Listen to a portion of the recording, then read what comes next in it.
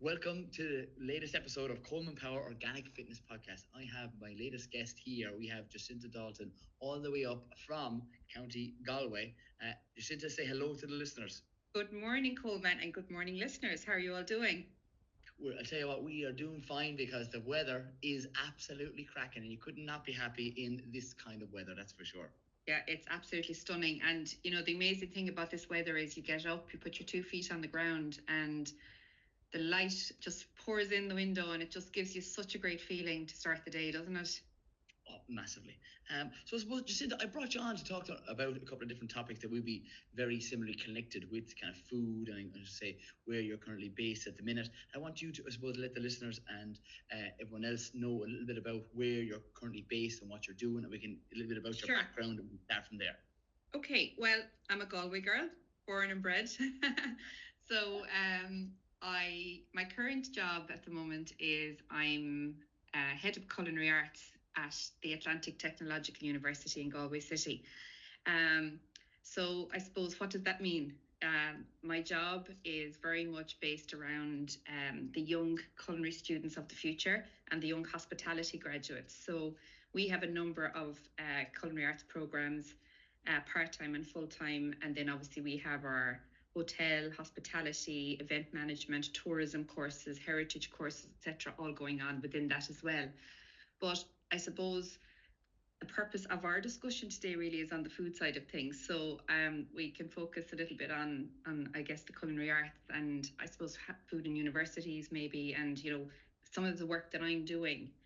And I suppose that would lead me on nicely into why you and I were digging spuds or planting spuds on Monday in Galway. That's so funny. Yeah, just talk a little bit about that event that you hosted and I was a part of, and other guest speakers that were involved. And yeah, we'll just kind of touch on that point. Yeah, so one of the very important things for me as head of department is that our students and indeed our lecturers meet as many kind of leaders in the industry that are doing great things or making change, particularly in the landscape of food, sustainability, organics, etc. I'll talk a little bit more about some of the restrictions we have in the university system around that, but just I suppose to give you kind of what we're trying to achieve.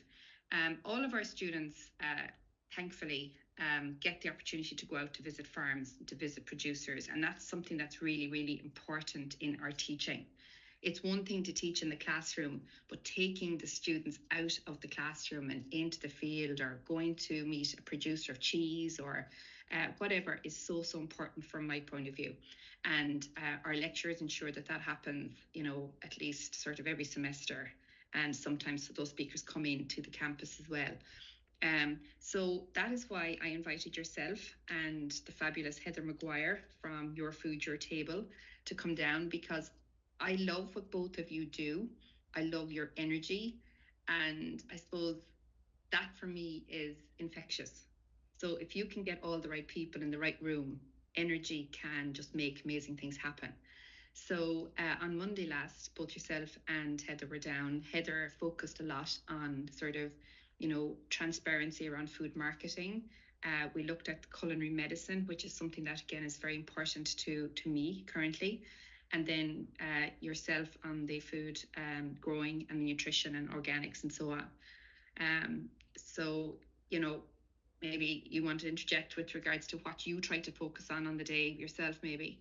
Yeah, I love getting people to, just like myself, I'm one of those people that, is dyslexic, but I learn by doing. So as soon as I had the opportunity to bring students outside, putting the potatoes, putting the onion sets in the ground, those simple things of even people understanding that when you put in one potato, you roughly get 10 back, but when you put in one onion set, you only get one back. And to put it in the right way, the potatoes are kind of flawless. You can put them in any which way you like to grow up. But if you put the onion set in upside down, that's a sure way of not having any onions in your mind, having problems with any pest or disease that might occur on its growing throughout the likes of that season. So that's what I like to do, get people to touch the soil, touch the compost, and really interact, bringing and setting you guys up with your first 2 fruit trees, which is a no-brainer because you have a beautiful courtyard that is there and has huge potential. Really, you have raised beds, and to put like the vegetables, and the most important, I love to touch on this point, the most important fruit and vegetable to eat organically or chemical free is the one that you use the most of.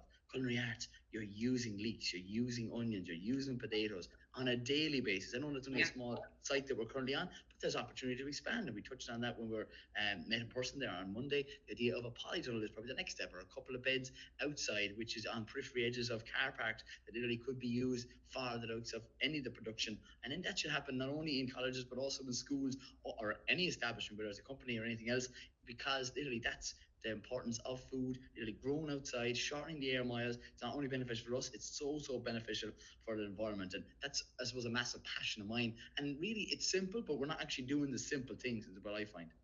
No, absolutely. And I suppose, I think sometimes people get overwhelmed with the notion of growing something and the difficulty around it. But the one thing that I loved about what you did the last day is you looked at the small pots and the beds we had.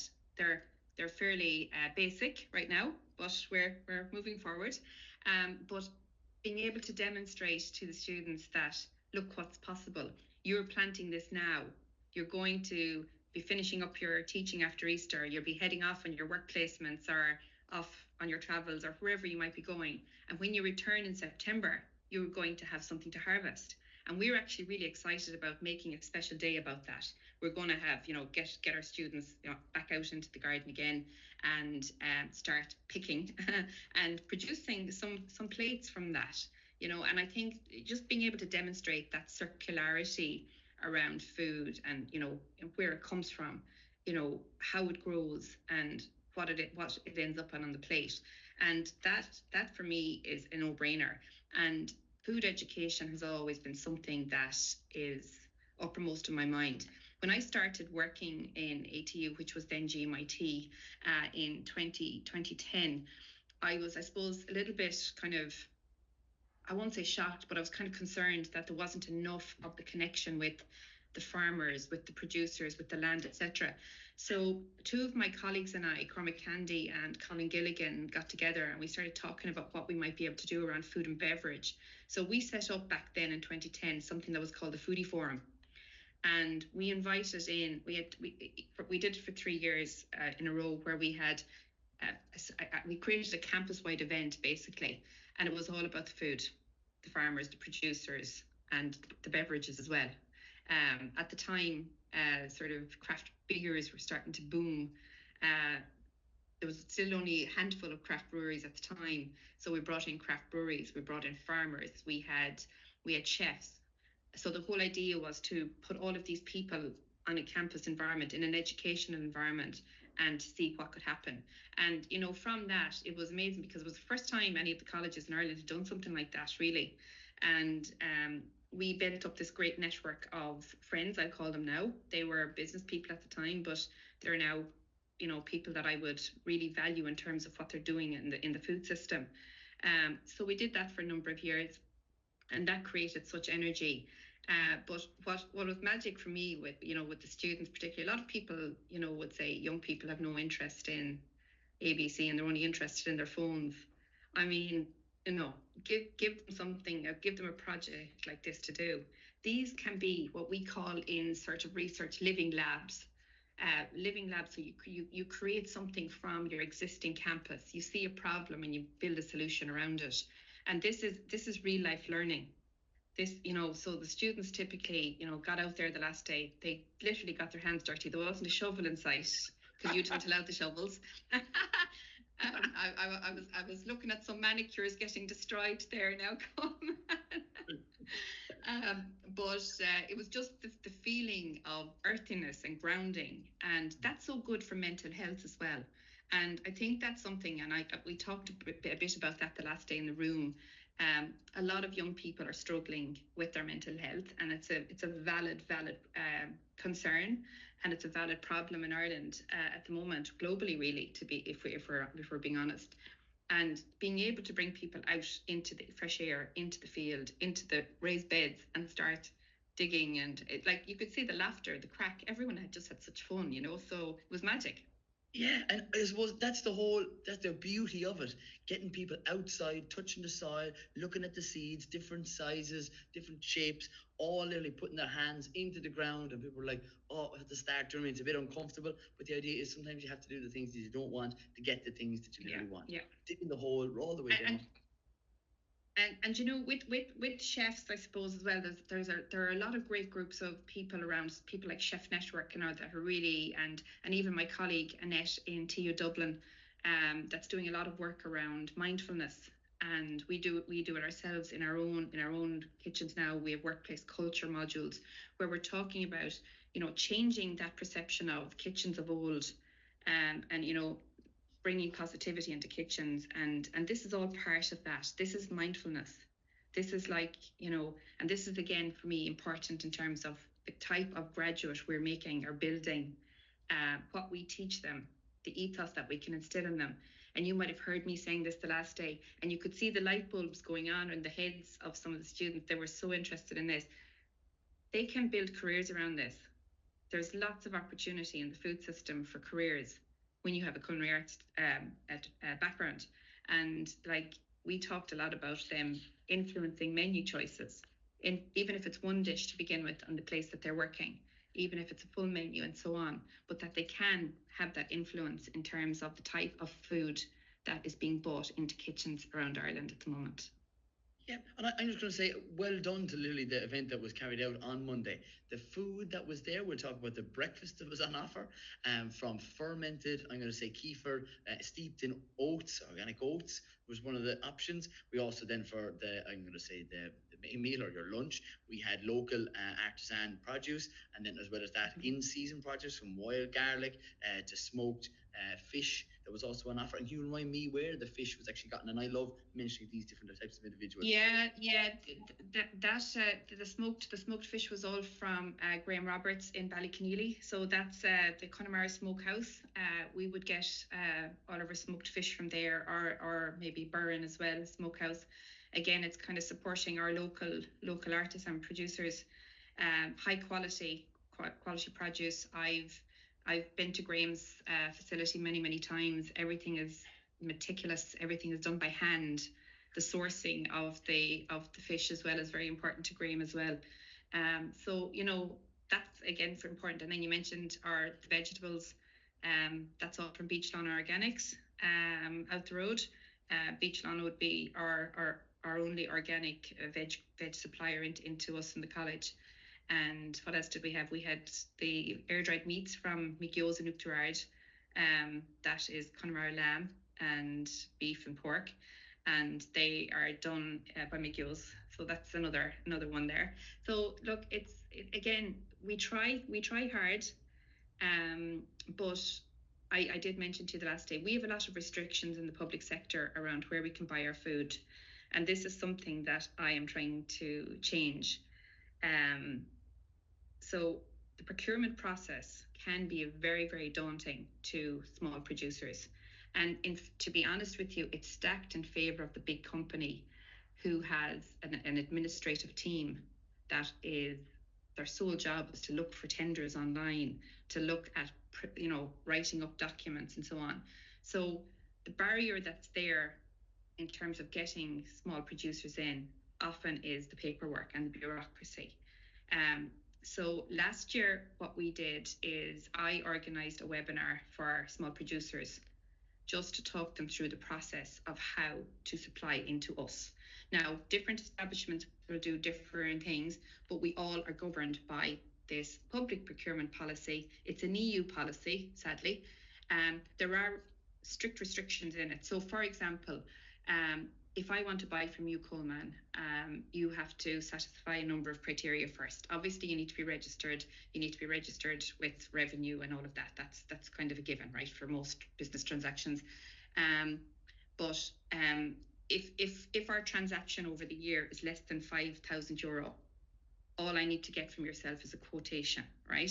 And then we can work away and we can start to build. But once it goes above 5,000, I now have to go outside and I have to get 3 quotes from 3 similar types of businesses, right?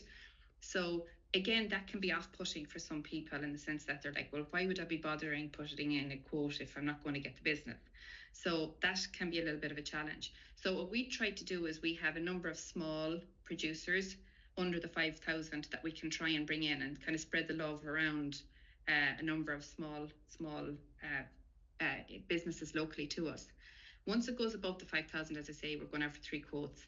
and then the upper limit of that is 25,000. If we were doing 25,000 euros worth of organic business, I'd love it. But the unfortunate thing, once it goes above 25,000, then you're talking national tendering. Okay, so at the moment, and if there are any farmers, producers, suppliers, etc., of any food or beverage items, particularly organic, listening to this podcast, I would love them to get in touch with me via email. It's jacinta.dalton@atu.ie, because we are in the process now of preparing our competition. It's called a competition for next September. So what happens is we will be publishing what we call lots. So it'll be dairy, it'll be fish, it'll be organic vegetables, it'll be, organic beverages, whatever it might be. They're all categorized in lots. So if you come on and let's say you have some eggs, or you have you have a small holding and you do eggs and let's say chicken and let's say poultry and veg, and you're interested in supplying me with a bit of both, but you don't have a huge supply, you wouldn't be able to maybe supply me up until next July. But what I can say to you, that's grand. You tell me what you can supply me with up until whether it's December or whether you'd rather do it in the following semester after Christmas. We can make all those arrangements in the sense that once we know what people can supply us, we can then set up those supply chains. And for me, it's about shortening supply chains where possible. But our biggest challenge is finding organic growers to supply us. It's a huge problem for us. And I don't necessarily even mean like fully registered organic. I'm happy to work with regenerative farmers, chemical-free farming, etc., that aren't necessarily stamped with the organic tagline, let's say, because we just want to amplify these producers and farmers with our students who in 2, 3, 4 years will be out buying in workplaces. So those are the guys that need to build the relationships with these young people now, because they would be the future in terms of buying for you. So this is kind of the whole circle that we're trying to create. Yeah, and I loved, even as I walked through the likes of the hall and the corridors, you have the likes of Beechwood Lawn and any other the producers that you do use in the college or from Galway. That's just familiarising, I'm going to say, the students as well as the, people that are working in the establishment with these producers that are not a million miles away from it, that they can either order themselves or can get at a different time for their own friends or family, because people aren't actually aware of it. And it's great that I'm going to say more of these producers of chemical free and organic and regenerative farmers are putting their face to the produce, because that's what we're trying. We're actually losing that connection, because what's happening is the large super value, the large stores that are giving people, quote unquote, as mentioned, super values, but we're actually losing the connection with the farmer, connection with the land, and either growing and or producing artisan foods is a dying trade in Ireland that we need to keep alive. And if we don't really support them, they can't keep on doing it and have that skill that has been passed down for generations. Yeah, no, absolutely. And I suppose it's one of the bane of my life, should I say, because not everybody will be on the same page as me, right? And I know you come across this as well, and it's particularly so in institutionalized areas whereby people go about the business, do the same thing every day, and so change can be difficult. But I generally ask people to reflect on themselves a little bit and reflect on what they want to instill in these young people. And we're very privileged people, because it's a huge privilege to be able to work with young people and to hopefully somehow influence them. The word influence is used widely, and students and young people are very aware of being influenced. So why can't we influence for good? We don't necessarily need to be on an app to influence. So I think that's something that's really, really important. And that is, I suppose, why I decided in my madness to take on a PhD on food procurement, which I'm doing at the moment. And so I suppose the main reason I kind of wanted to do around food procurement, because I wanted to kind of highlight a few kind of major concerns around what's happening in Europe. We have European policy, as I mentioned earlier, but yet right across Europe, we have approximately about 2,700 higher education institutions, universities in Europe, right? That's the equivalent of 18 million students. 18 million students and their staff are eating daily in canteens in all of these institutions. And with the very rare exception, most of those canteens, our own included, focus completely on ultra-processed food, cheap food, food that meets budgetary requirements, as opposed to looking at the health and well-being of the campus community. And if you think about those figures for a moment, universities are like small cities. The amount of people that are on campus daily, commuting to campus daily, into an educational environment. But the canteen is, for me, somewhere that education can begin, because instead of maybe lining up our chicken fillet roll as the first option that the queues are lengthy for, nothing wrong with a chicken fillet roll, but let's have it a proper chicken fillet roll on proper bread.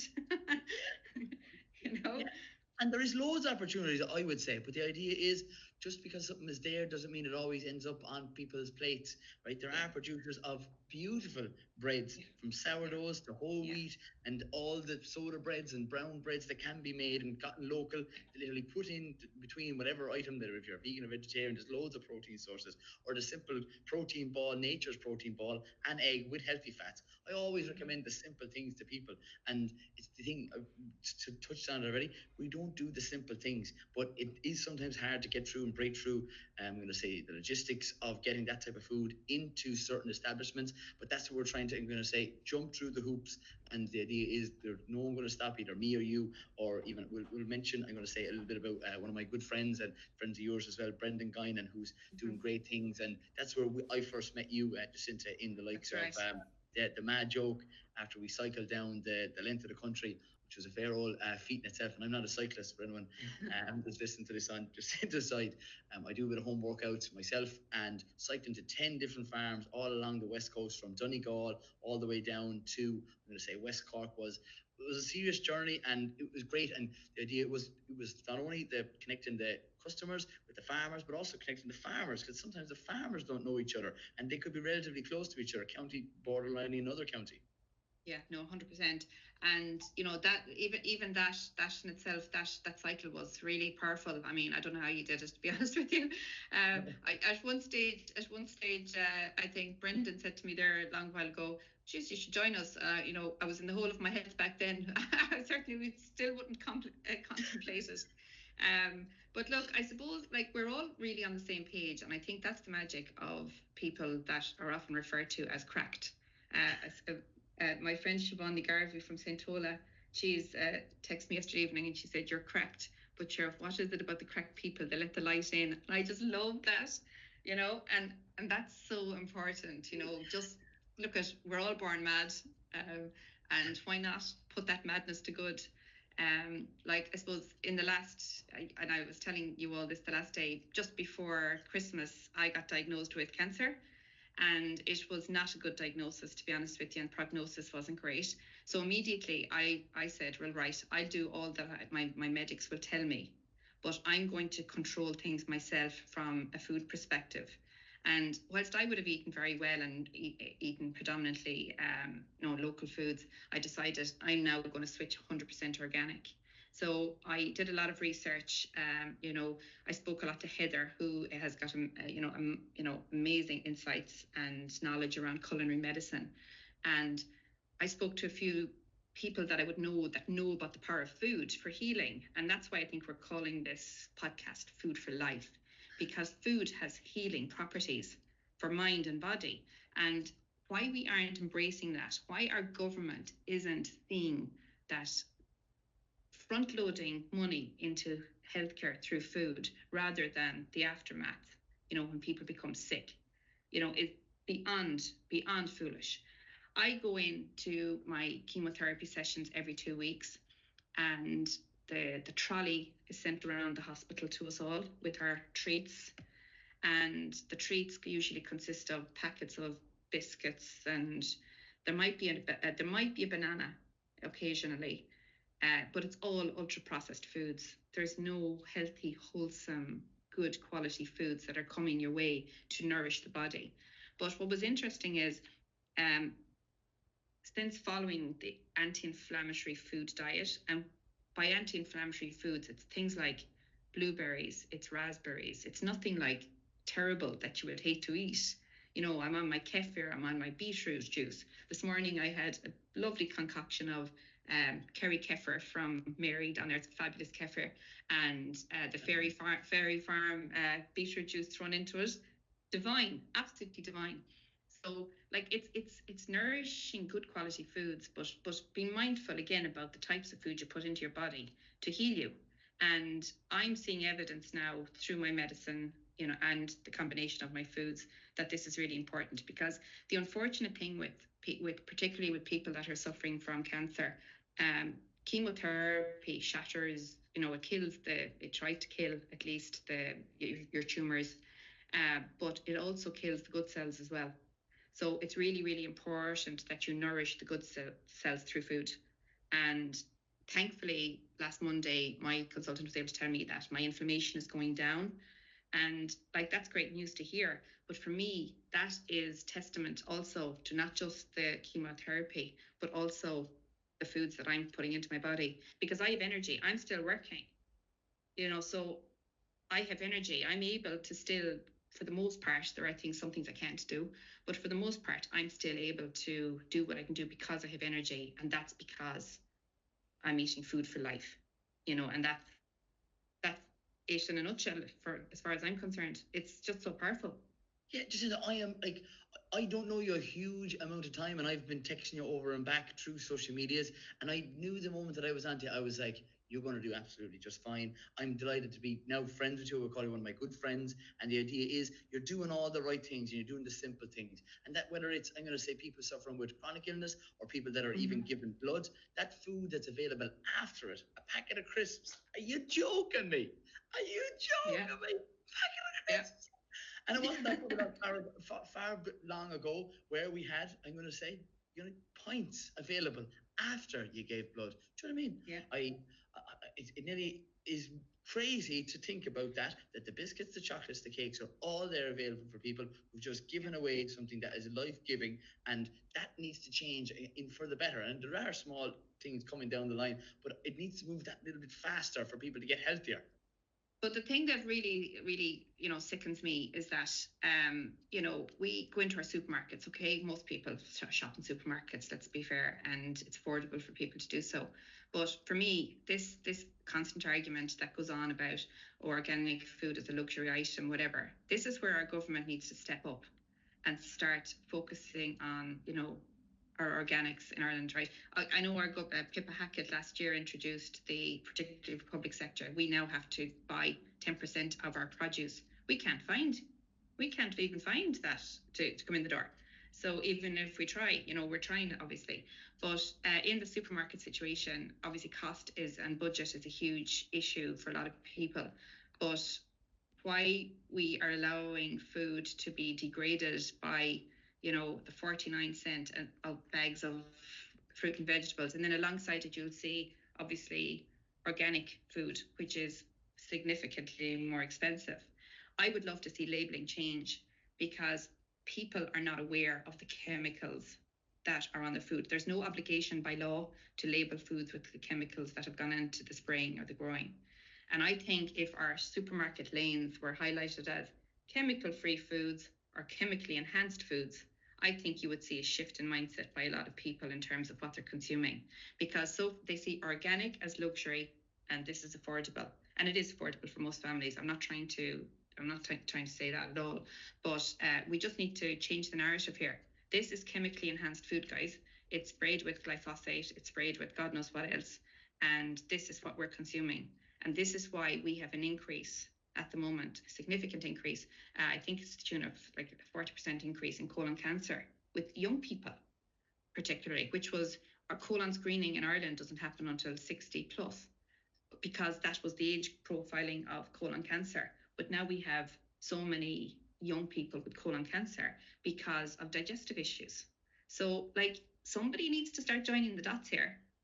And we're obviously, a lot of us are coming at it from the ground up, and we're going to have to start influencing these people up the top that are making all these decisions, and onwards and upwards for all of us.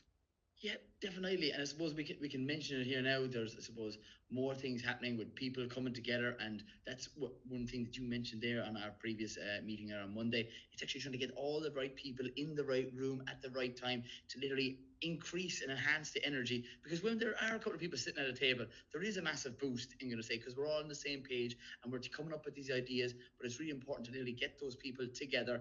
And on the August date of the 16th, there in Ballintubber, there is a festival happening, and it's something that, yeah, myself and Brendan and the people at Grounded in Soil are all organising. So I'm sure that most certainly you'll be attending. I can't wait for that to happen in itself. So that's one of the things where we're going to have no Diageo. There will literally be real foods. There will literally get people of a holistic health mind, literally getting people to do practices which they normally wouldn't do to improve their health.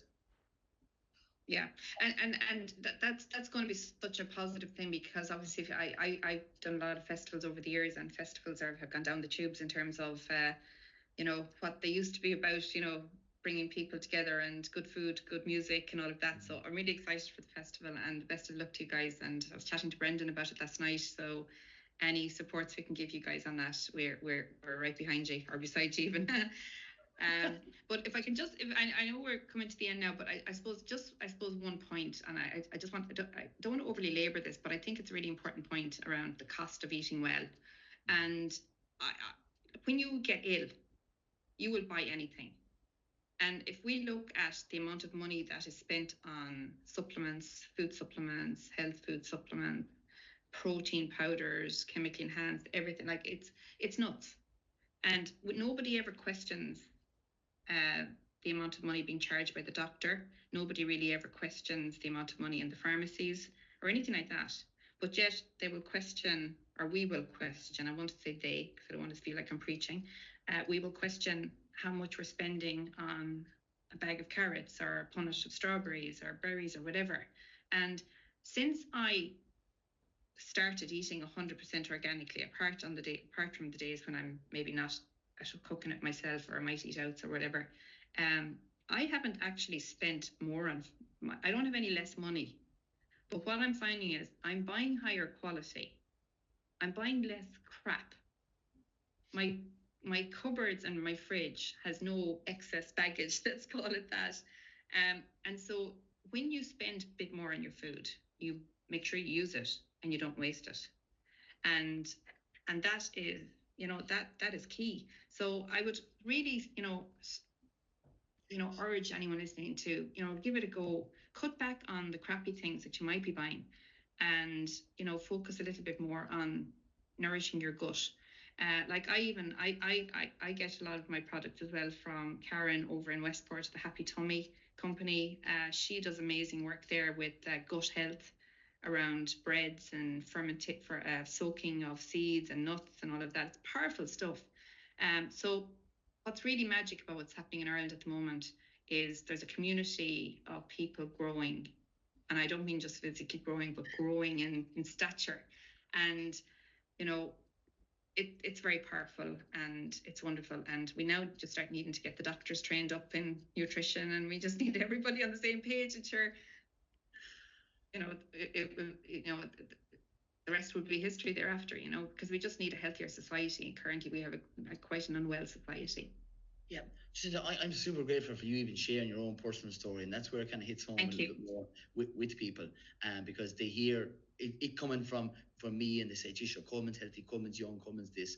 Right? Yeah. There's men, there's women, there's parents, there's grandparents that are in a situation that literally, just like you would give away your money to literally bring back your health. And that's Absolutely. really important. And don't wait to literally be sick to start improving on your health. Just like don't start exercising only when you've been recommended by the doctor to exercise because of your heart condition or because of any other illness in between. It's really about starting as soon as you possibly can. The best time to start eating or being healthy was last year. The next best time is today. Yeah, 100%. Couldn't agree more. And it is. It's it is food for life. And I think that's all you can say about it. I just, and I think the testament is the way I feel, because most people when they're on medicine like I'm on a lot of medicines, it makes you feel sicker. It does. But I don't, thankfully, thanks be to God, I don't have that. I just feel very in control of everything. So, look at the holistic lifestyle as well as part of that. And, things that were important to me before are no longer important, and I don't let the noise of negativity get in here either, So eat good food, surround yourself with amazing people, and just enjoy life. Get out there and breathe that fresh air. And as you would say, Coleman, get on that good stuff. I love it. Lisa, if I was close to you now, I'd give you a big, massive hug. You're a legend. And I really appreciate you taking the time. I know you're extremely busy, do you know what I mean, and everything else. And it being a Friday, and we'll be inside, and both of us are bursting now to get outside, even for a couple of minutes before we go off and do other different jobs. So I just always say, certainly stay tuned, stay classy, and keep it organic.